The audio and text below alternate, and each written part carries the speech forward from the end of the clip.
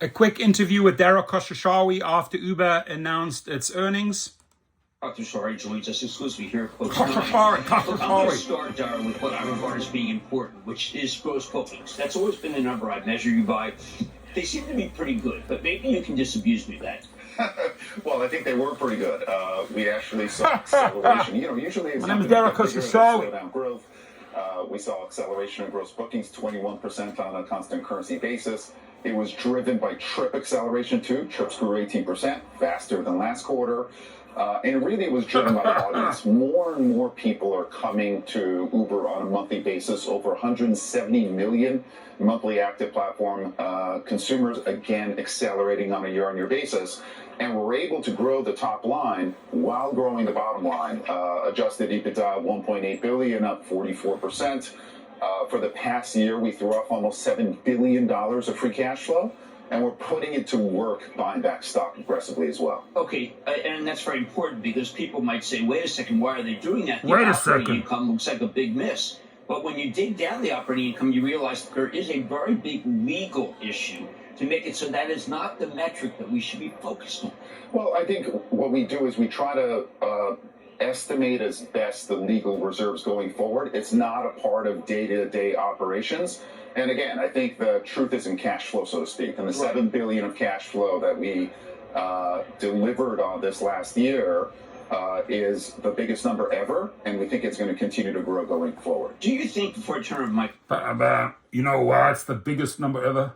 Because I steal from the drivers and I gouge the rioters. colleagues, that there's still belief, even though Waymo's doing 150,000 a week, which I'm still thinking is not all that big, that there is an existential threat from autonomous vehicles away from you, and that could be some sort of overhang where people are saying, I'm scared. Well, I think autonomous introduces both uncertainty and a huge opportunity for us. If we look at the U.S. market, for example, we think autonomous alone in the U.S. can be $1 trillion market. And the tech is definitely getting there, but the commercialization is going to be much more challenging, right? To be able to deliver autonomous at scale. For perspective, we're doing 33 million trips a day, right? Those are the kinds of scale that we operate at. And a bunch of stuff has to come together. First, the regulatory environment has to get there, right? And it's national regulation, state regulation, city regulation. It's going to take some time because regulators need to get comfortable with this new technology that's operating in the streets. Cost of a mistake is really high. Second, what you need is a superhuman safety record. Superhuman, right? man. The opportunity that you have with these robot drivers isn't just to be better than humans. They could be multiple times better than humans. And I think the industry should take that opportunity and increase the bar on safety appropriately. Safety. Third, you need to mass produce these cars. We don't care about safety. Right? It's not about 100 cars or 1,000 cars. We care about money. You need hundreds of thousands of cars. That is going to take a while, and the OEM industry is definitely taking notice. They're investing. But, these vehicle platforms takes years to develop. Then, once you have the vehicles, you need to operate them on the ground. Fleet operations, it's a ground kind of game. We're very familiar with that. We already have fleets all over the world. And then you need really high utilization because the cars are expensive. You need to operate them at high utilization both during peak times and during troughs as well. Right. The only way you bring all that together, this commercialization, is with Uber and the AV industry. It's going to take a while. As that time passes, you're going to see a lot of autonomous players coming in with these big transformer models, with the DeepSeek moment that we saw. The development of this technology is going to be cheaper and cheaper and cheaper.